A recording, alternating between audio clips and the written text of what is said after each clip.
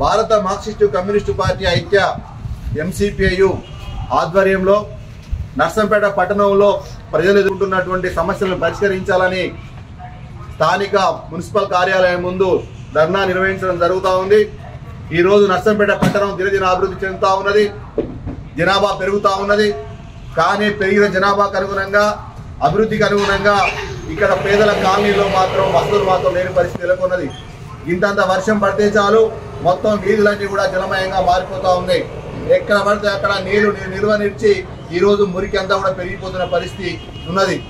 అదే కాకుండా కొన్ని ప్రాంతాలు దశాబ్దాల కాలంగా ఈరోజు వర్షం పడితే ముంపుకు గురైన పరిస్థితి ఉంది। అందులో ముఖ్యంగా ఎన్టీఆర్ నగర్ పరిస్థితి అయితే చాలా దారుణంగా ఉన్నటువంటి స్థితి। అదేవిధంగా చుట్టుపక్కల కాలనీలు, అందులో పేదలు నివసిస్తున్నటువంటి 1వ వార్డులో గల కాల్మాస్ కాలనీ, జ్యోతి బస్ నగరు, అట్లాగే వల్లభ్ నగరు, అట్లాగే అటువైపు వెళ్తే